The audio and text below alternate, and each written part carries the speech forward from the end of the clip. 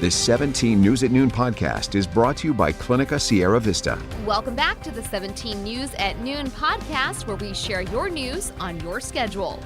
We are on storm watch as the first big system of the season rolls into Kern County, bringing with it gusty winds and significant amounts of rain. We'll have the latest on what to expect coming up. And the storm's already pounded Northern California and much of the West Coast. It's being called a bomb cyclone, and forecasters say it's the most powerful storm ever recorded off of the West Coast. New documents from Facebook reveal critical findings from the social media giant's own internal research about everything from hate speech to human trafficking. But the company appears to be at war with itself as what should be done. Those stories and more on this Monday, October 25th, 2021. And good afternoon. Thanks for joining us. I'm Maddie Jansen. We are on storm watch. The rain moved into Kern County this morning. The system has been a slow mover, but it is finally here. And before it's done with us, we could see more than an inch of rain in the Bakersfield area. Roads are slick. We had a closure on the I-5 this morning between where the road splits with Highway 99 and State Route 166 due to some downed power lines in the area.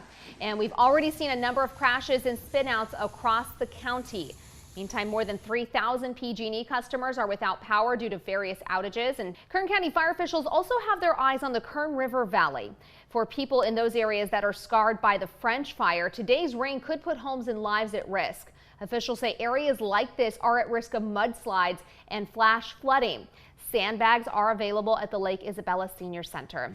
All right, let's take you outside, and Kevin is standing by. He's been tracking this storm all morning. It's finally here, Kev, and what do you expect for the rest of the day? Yeah, Maddie, we're outside on the weather deck right now, and it really has not let up since it came in right around 9 o'clock. That's when the rain really started to fall around the Kern County area. It has been slick. There have been numerous accidents on our roadways. So as we go throughout the day, the roads are going to continue to be a slick mess. We're looking at breezing conditions all around Kern County. So far, I've been trying to keep up on rain totals. 3/10 of an inch out at Meadows Field, a little over 3/10 here at KGET. Shafter, 3/10. Taft, about 1/4 of an inch. Arvin, just under 1/4. And then West Bakersfield, where I'm at, over 1/2 an inch at my home and my weather station. East Bakersfield, just under 1/2, 1/1400 of an inch up near the Kern River Valley. For Lake Isabella at this time, Hart Flat, over an inch of rain. Tehachapi, last check there, 500ths. And so you can see here we've got the flood advisory for areas up near Delano, Lost Hills, Wasco, flash flood watch in areas of the Kern River Valley, and then a wind advisory out into the desert. So we got a mixed bag here. Now, wettest Octobers. This might be interesting to some. October of 1889, we picked up over 2 inches of rain. Some of the models are pulling back, so probably more like 1/2 to 3/4 of an inch, because as we progress after 6 o'clock, we'll start to see a little bit of clearing in our skies. And then up in the Tehachapi area, we expect the rain to continue through at least 6 o'clock, and then things start to taper off after that. But right now, we are seeing some of the heavier rain showers moving through downtown Bakersfield. Maddie, back over to you. You definitely want to be careful out on those roads today. Meantime, this storm has wreaked havoc on its way down the West Coast, causing deaths, damage, and evacuations, and knocking out power to hundreds of thousands. NBC's Emily Akita reports from the Bay Area. The rain here in Northern California will linger, but the brunt of the storm is moving southward towards Los Angeles. Forecasters calling this bomb cyclone the most powerful storm ever recorded off of the West Coast. Unfortunately, it turned deadly overnight. 2 people killed while in their car just outside of Seattle when a tree came toppling down on top of them. And we're feeling the gravity of this storm on the ground here. We're talking about torrential rains in some areas reaching double digits, whipping winds up to 65 miles per hour, and then of course landslides. In California, we see these massive wildfires create these burn scars that essentially act as pathways for debris, mud, and rocks to flow, and they prove to be very dangerous. While we are seeing record rainfall totals in different parts of the state, climate scientists say it will not end the drought, though it will help. I'm Emily Akita reporting for NBC News in San Francisco.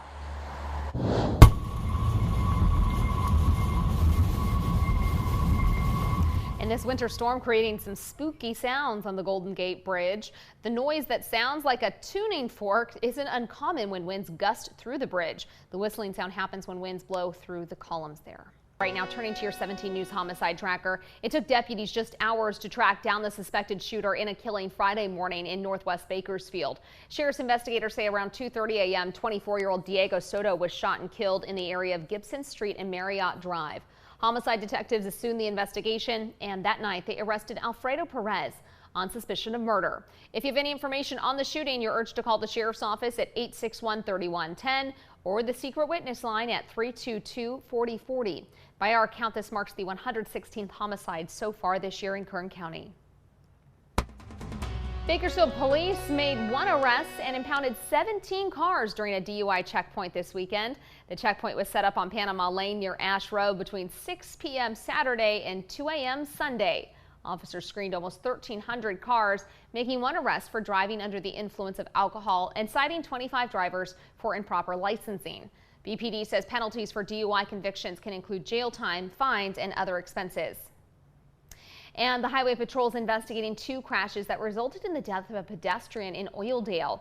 According to the CHP's traffic information page, a crash involving 2 vehicles was reported at Norris Road and Howard Avenue just before 7 p.m. Friday. Shortly thereafter, another crash happened at the same spot, killing a pedestrian. The exact circumstances of how it happened aren't yet known. CHP is investigating. And a man killed in a crash in the canyon earlier this month has been identified. On October 12th, 39-year-old Frederick Matthew Macias of Bakersfield was killed when his vehicle crashed into a Ford Explorer, sending his vehicle over the side. Community members, stakeholders, and organizations are invited to provide input on at the Kern County Board of Supervisors meeting tomorrow about redistricting. During the meeting, supervisors will consider proposals for redrawing district boundaries, including a presentation of 4 draft maps. The process of redistricting is in accordance with the 2020 U.S. Census data. Redrawing district lines to reflect Kern's current population helps ensure local voting districts reflect the population's demographics. Tomorrow's meeting is set for 3 p.m. To learn more, just head to kerncounty.com. Meantime, Public Health reported another 4 deaths due to the coronavirus here in Kern County this morning. Kern's death toll now stands at 1,652 since the start of the pandemic. State data shows 219 people are hospitalized with the virus, 75 of them in the ICU. And we also learned of another 946 new cases this morning. Hello, this is Tim Callahan with Clinica Sierra Vista, and we're excited to unveil the Community Health Center of the Future, our comprehensive care center. It's located right across the street from Memorial Hospital. We have every service under one roof, from family medicine, OB/GYN care, dental services for adults and children, behavioral health, and much more. So find your way to better care at Clinica Sierra Vista this year at our comprehensive care center. Visit our website, clinicasierravista.org, for the latest on this project. We'll see you soon. Attention travelers, starting today, you'll be able to catch a flight from Bakersfield to Reno, Nevada. The Board of Supervisors last month approved an agreement with ExpressJet Airlines for new air service out of Meadowsfield Airport.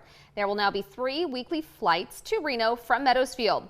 The first flight is scheduled for takeoff tonight at 5. At last check, a round trip will cost you about $200. We are trembling with excitement to see some frightfully fun costumes this week at KGET's annual Sunrise Spooktacular. Our Spooktacular event is happening Friday morning outside of our studios. Join us for treats, music, and family-friendly fun as we show off your costumes. We will also be giving away some fun prizes for most creative costumes. New documents from Facebook revealing more critical findings from the social media giant's own internal research. Jacob Ward has more. Facebook's internal research shows that for years, the company has studied practically every social ill that plagues its platform, from human trafficking to threats of violence. And Facebook appears to be at war with itself as to what should be done, as some of its researchers loudly sound the alarm. They are making dramatic recommendations about changes to the company, but it doesn't seem as if the company has changed. Why is that? We do listen to the researchers, and first, the fundamental question is, why would you have a research team in the first place? We have those researchers, and we've built a team now of more than 1,000 individuals, most of them with PhDs, who work on researching the experience that people have around our products and our different features for only one reason, and that's to make those products and features better. But researchers post internal messages with titles like, "Does Facebook reward outrage?" Carol's journey to QAnon, and we are responsible for viral content. One study found that when we post misinformation, it's more likely to be shared, and that can lead to real-world harm. Another study found that for some politicians and news outlets, Facebook's sharing system is leading them to post more divisive and sensationalist content. And the specifics of what some researchers say internally doesn't always match up with the image the company has projected. We've gone from proactively identifying and taking down about 20% of the hate speech on the service to now we are proactively identifying, I think it's about 94% of the hate speech that we end up taking down. According to Facebook studies, less than 5% is acted upon.